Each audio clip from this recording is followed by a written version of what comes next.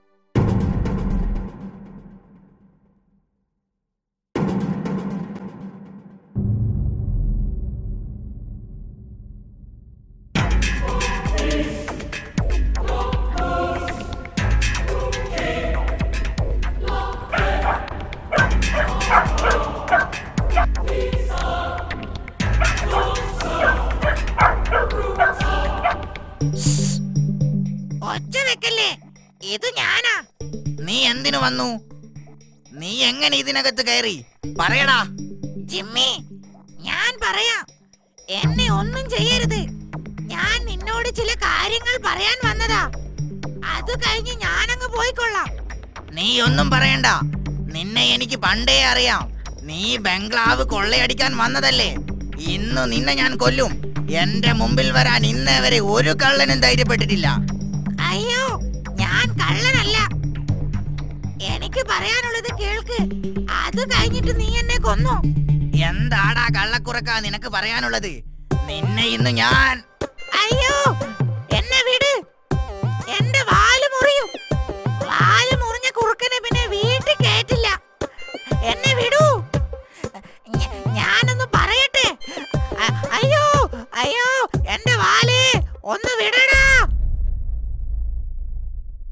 മോങ്ങാതെ വേഗം പറയടാ. ജിമ്മി, ആ ജിണ്ടനില്ലേ, നിന്റെ കൂട്ടുകാരൻ, അവൻ കള്ളനാ, ചതിയൻ. കള്ളക്കളികളോ? എന്ത് കള്ളക്കളികൾ? അത് പറയാനാ ഞാൻ വന്നത്. അപ്പോഴല്ലേ നീ എന്റെ വാല് കടിച്ചു മുറിച്ചത്. സാരമില്ലടാ, ഞാൻ അറിയാതെയല്ലേ. നീ പറ. പറയാം. അവൻ മുതലാളിയുടെ എല്ലാ രഹസ്യ അറകളും കണ്ടെത്തിയിട്ടുണ്ട്. അവിടെയുള്ള സ്വർണ്ണ നാണയങ്ങളും മറ്റുമെല്ലാം ചാക്കിലാക്കി മറ്റന്നാൾ രാത്രി സ്ഥലം വിടാനാ അവന്റെ പ്ലാൻ. എന്തായി പറയണേ? ഞാൻ പറയുന്നത് നേരാ. എന്നെ ഒന്ന് വിശ്വസിക്കേ. അവൻ നിന്നെ കാണാതെ ബംഗ്ലാവിന് പിന്നിലൂടെ ഇറങ്ങും. ആ സമയത്ത് മുതലാളി കൂർക്കം വലിച്ചുറങ്ങുകയായിരിക്കും. ദൈവമേ, എന്തായി കേൾക്കുന്നത്? നീ ഇതെങ്ങനെ അറിഞ്ഞു? അതൊന്നും ചോദിക്കരുത്. ഞാൻ കാട്ടിലെ ഏറ്റവും വലിയ ബുദ്ധിമാനാണെന്ന് അറിഞ്ഞുകൂടെ? ഇതിന് ഞാൻ അവനെ അനുവദിക്കില്ല. ഇതുവരെ മുതലാളിയുടെ ഉപ്പും ചോറും തിന്നിട്ടിപ്പോ മുതലാളിയെ ചതിക്കാൻ നോക്കുകയെ. കൊല്ലും ഞാൻ അവനെ. നീ എടുത്തു ചാടരുത്. ബുദ്ധിപൂർവം നീങ്ങണം. അവനെ നമുക്ക് കൈയോടെ പിടികൂടണം. അതിനുള്ള ബുദ്ധി ഞാൻ പറഞ്ഞു തരാം. പറയൂ, കേൾക്കട്ടെ. നാളെ നീയും അവന്റെ കൂടെ ബംഗ്ലാവിനകത്ത് ഉറങ്ങണം. ബംഗ്ലാവിനകത്തോ? അപ്പോ പുറത്തെ കാര്യം? കള്ളന്മാർ? പുറത്തൊന്നും സംഭവിക്കില്ല. ഞാൻ ഇവിടെ തന്നെ ഉണ്ടാകും. കള്ളന്മാർ വന്നാൽ ഞാൻ നിന്നെ അറിയിക്കും. പുറത്തേക്കുള്ള ഒരു വാതിൽ ചിണ്ടൻ അറിയാതെ നീ തുറന്നു വെക്കണം. ഉറങ്ങിയ പോലെ കിടന്ന് അവന്റെ നീക്കങ്ങൾ നിരീക്ഷിക്കുകയും വേണം. അതിനെന്നെ അകത്ത് കിടക്കാൻ അവൻ സമ്മതിക്കില്ലല്ലോ.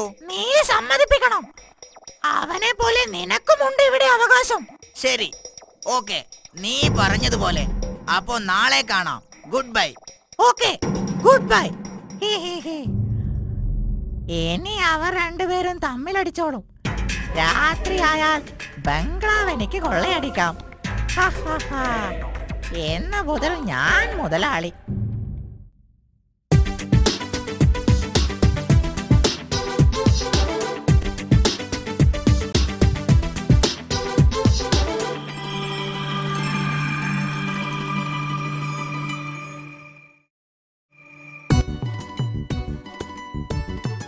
ഇന്ന് ഞാനും ബംഗ്ലാവിനകത്താ കിടക്കുന്നത്. ഇന്ന് ഞാൻ ബംഗ്ലാവിനകത്ത് ഉറങ്ങുമെന്ന്. പട്ടുമെത്തയുടെ സുഖം എനിക്കും ഒന്നറിയണം. പുറത്തെ കാര്യം ഞാൻ നോക്കിക്കൊള്ളാം. ഒരു വാതിൽ ഞാൻ തുറന്നു വെക്കും. ഓ ശരി ശരി, നിന്റെ ഇഷ്ടം പോലെ.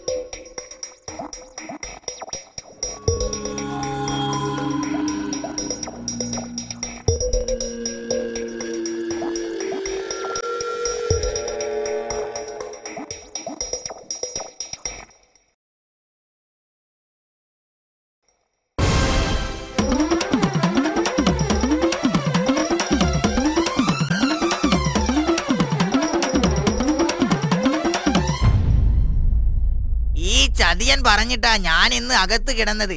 നീ എന്നോട് ക്ഷമിക്കണം. നിങ്ങൾ രണ്ടുപേരും എന്റെ വിശ്വസ്ത സേവകരാണ്. ഞാൻ നിങ്ങളിൽ അഭിമാനം കൊള്ളുന്നു.